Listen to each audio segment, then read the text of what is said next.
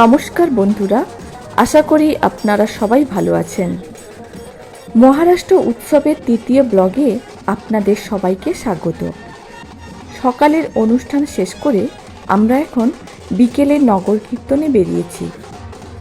আপনারা পুরো ভিডিওটি দেখতে থাকুন, আশা করি আপনাদের ভালো লাগবে।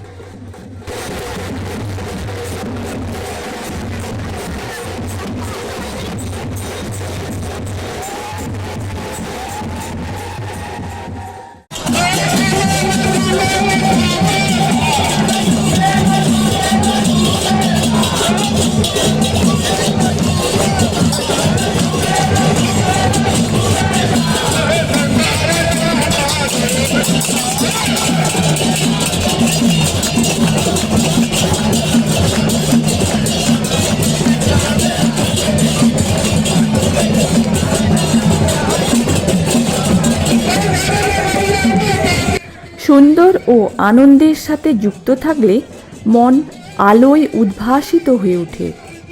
উৎসব কিছু সময়ের জন্য হয়। শ্রী আচার্যদেব এক কথা প্রসঙ্গে বললেন, মানুষের সাথে ঠাকুরকে নিয়ে যুক্ত থাকার যে উৎসব, সেটা হলো আসল উৎসব। সব দেহ এক দেহে ঘনীভূত করে যার বসবাস, তার সম্পর্কে কিছু বলা সত্যিই দুরূহ। তাই এক গীতিকারের ভাষায় বলি, ধরি ধরি মনে করি, ধরতে গেলে আর মেলে না। এসেছে মজার মানুষ, কারোর সাথে তার মেলে না।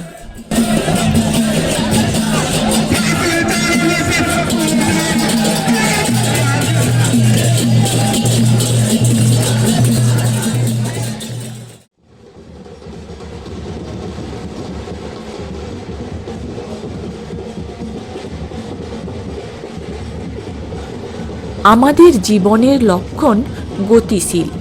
আমরা আর্য জাতির সন্তান। আমাদের জীবনের মূলমন্ত্র চরই বেতি, চলো চলতে থাকো অনন্তের পথে, অনন্তের অভিসারে।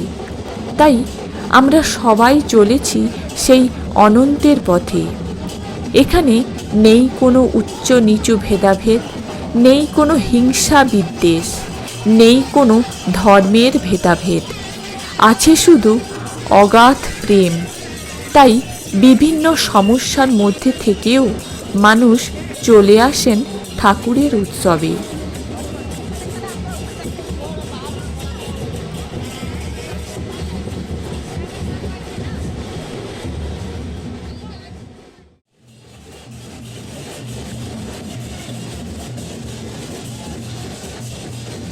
ঠাকুর খুব কীর্তন ভালোবাসতেন। বলতেন, কীর্তন খুব ভালো জিনিস। কীর্তন নাশ করে অজ্ঞান অবিদ্যা। আমরা জানি, চৈতন্য মহাপ্রভু যখন এসেছিলেন এই ধরাধামে, তখন কত অধার্মিকের পায়ে ধরে অন্ধকার নষ্ট করেছিলেন, কত জগাই মাধাই উদ্ধার করেছিলেন। এ যুগে ঠাকুর এসে বললেন, কীর্তন কর, কীর্তনে মেতে থাক। পুণ্যপুথের এক জায়গায় তিনি বললেন, ওদের বলিস যেন কীর্তনে মেতে থাকে। কীর্তন ছাড়লে সব এসে ধরবে। দেখ, খাঁটি হতে হলে পোড়ানো লাগে। কীর্তন আগুনে সব পুড়ে যায়।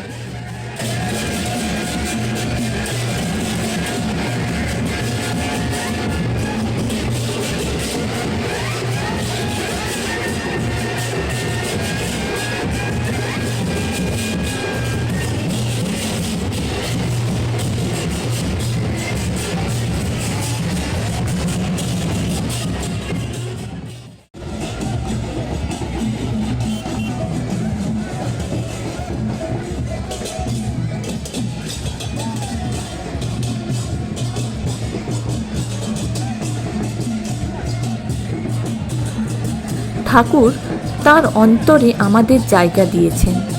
তিনি আমাদের আপনজন মনে করেন, কিন্তু আমরা কি তাকে আপনজন প্রিয় পরম ভাবতে পেরেছি?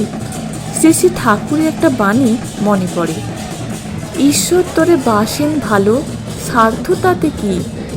তুই ভালো না বাসলে তারে, সবই ছাইয়ে ঘি।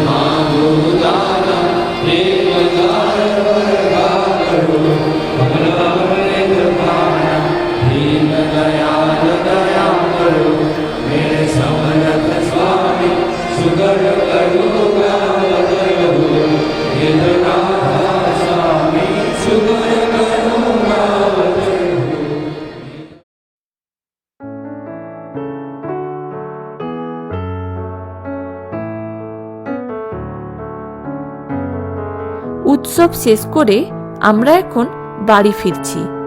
শ্রী শ্রী ঠাকুরের মহারাষ্ট্র উৎসব আপনাদের কেমন লাগলো অবশ্যই জানাবেন। সবাই ভালো থাকবেন, সুস্থ থাকবেন।